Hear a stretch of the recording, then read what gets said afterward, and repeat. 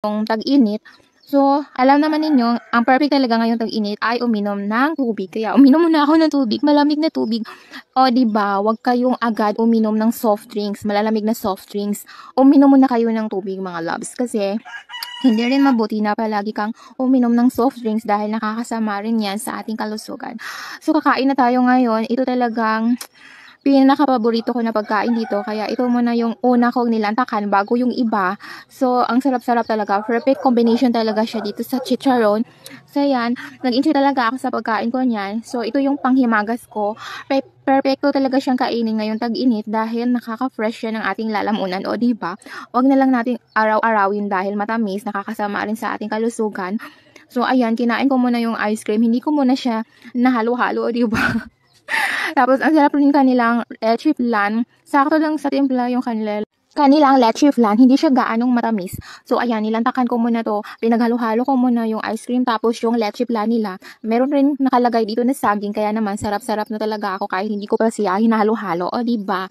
So, ayan mga loves. Pagkatapos niyan, ay pupunta na naman ako ngayon sa groceryhan. Syempre, bumili ako ng paborito ko na tikoy. Ito naman yung gamit ko ngayon na conditioner dahil hindi siya masyadong nakaka-dry sa aking buhok. Yung iba kasing na ginagamit ko dati ay masyadong nag-dry talaga yung buhok ko.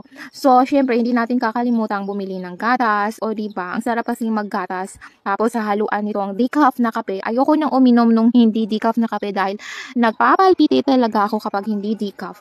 So, paborito ko talaga kainin tong mani. Tapos, yung paborito ko rin na sabon. Syempre, wag natin kalimutan na mag-skincare rin tayo sa ating lips. So, yan mga loves. Ang dami-dami ko nang binili mga loves. So, yan. Hindi masyadong kadamihan yan. Pero tingnan naman ninyo yung aking babayarin. Ay, naku mga loves. Maliit lang nga yung mga pinagbibili ko. Pero yung aking bayarin ay napakalaki. Napakamahal na talaga ng mga bilihin ngayon. So, nag-debit card na lang muna ako mga loves kasi wala akong masyadong cash. So, yun lang mga loves. Pauwi na ako niyan. Bye-bye hanggang sa susunod. Ngayon, pagkatapos kong maligo, ay pupunta na ako ngayon sa palengke mga loves. Tingnan naman ninyo, ang aga-aga pa niyan. Pero ang araw talaga, masakit na sa balat yung sinag ng araw. Kaya ayan naman mga loves, nag-iisip ako niyan habang naglalakad ko ano ba yung magandang bilhin. Naisipan ko na bumili na lang siguro ng gulay tapos isda or karne na lang kaya. Nalilito talaga ako sa mahal ng bilihin ngayon. Mas mura pa yata yung bilihin doon sa syudad kaysa dito sa aming probinsya. Alam niyo napaka-unfair talaga mas mura pa yung mga bilihin doon sa Manila kaysa dito sa aming probinsya. Ano ba yan? Naging baliktad na. Kasi noon, mas mura talaga ang mga bilihin dito sa probinsya. Pero ngayon, napagtanto ko na mas mahal na ang mga bilihin dito sa probinsya. Ano kaya? Sa tingin ninyo, sino kaya ang dahilan bakit nagmamahal na ang mga bilihin dito sa aming probinsya? So yan mga loves, nakamili na ako ng karne tapos maraming gulay. Yung binili ko na gulay ay ito yung paborito ko ng kangkong. Kahit araw-arawan ko pa talaga itong kainin itong kangkong ay hindi talaga ako nagsasawa. Ito talaga yung pinaka-the best na gulay para sa akin dahil hindi talaga siya nakakasawa para sa aking panlasa. So, ayun mga loves, itutour ko muna kayo dito sa aming palengke ngayon. O, diba, napaka-faceful ng aming palengke. Walang katao-tao. Kaya, ayan naman, ang mahal-mahal ng renta ng mga nagsisipagtinda dito. Tapos, wala gaanong bumibili sa kanilang pwesto. Kaya naman, talagang malaking problema ito para sa kanila kasi yung bayad nila sa renta ay ang iba dito ay hindi pa sila nakakabawi sa renta nila dahil yung pang araw-araw na kita nila ay hindi pa sapat. So, ayan naman mga loves, ay naisipan ko ring bumili dito ng pansit. Masarap kasi kumain ngayon ng pansit mga loves. Paborito ko talaga kainin tong pansit. At nakinig na rin ako sa usapan ng mga marites dito. So, bala ko na rin bumili ng uyap. So, ayan mga loves, yung mga tinda niya dito. Tapos, pagkatapos ko bumili ng pansit, ay meron na naman akong bibilhin dito sa di kalayuan.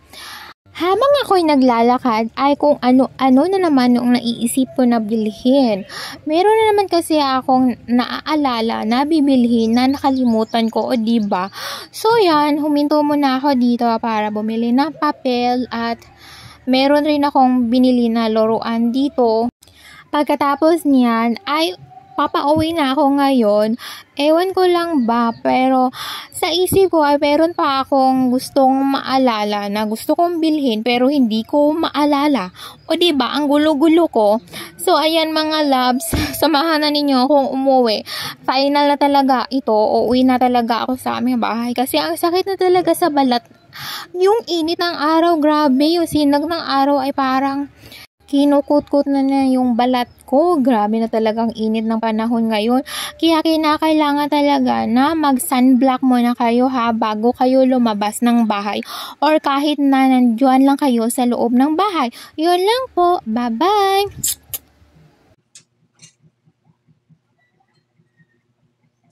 Hi mga love. So mga sa takarong alawa.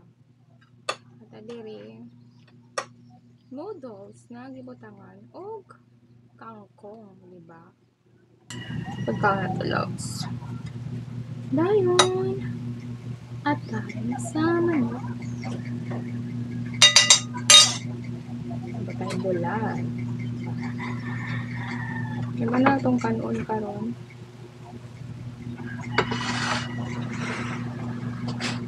Think ako nun karon. Pagupog kayo. Pagupog kayo siya.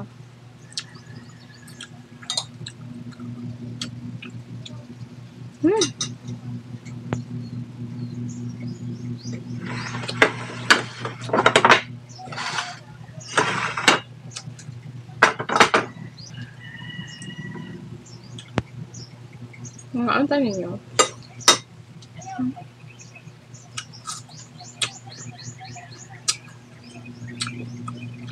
May kimulag kay kagubog kayo.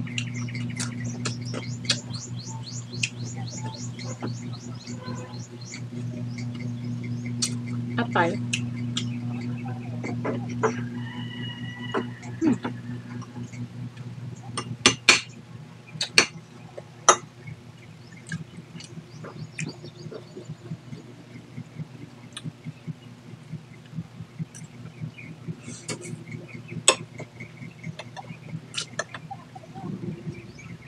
May kayong kangkong.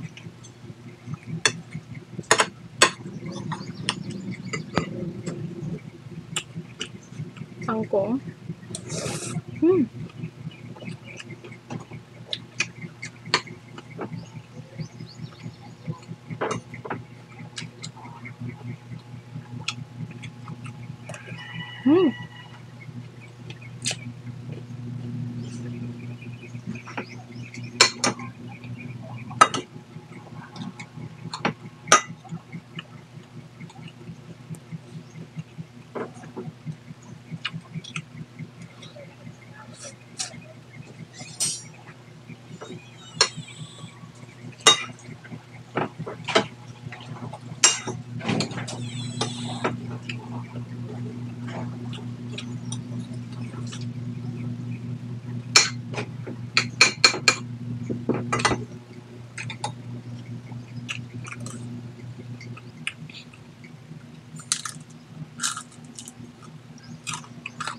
Ito isa.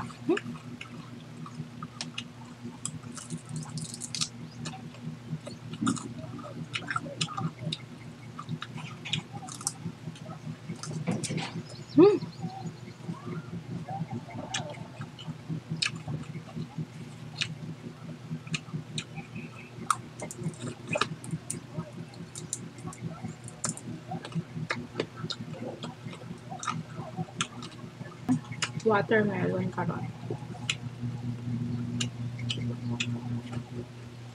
Wala ko ilaing. Wala ko ilaing kuan. Wala mo isa hakot siliw. Buta ka to. Wala kayo.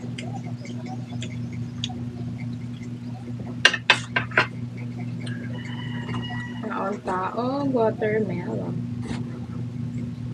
Pasensya na mo sa atong opinion kay wala nagkadimao.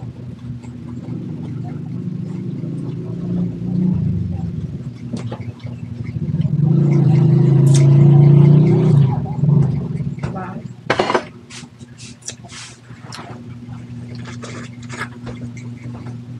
Masarap.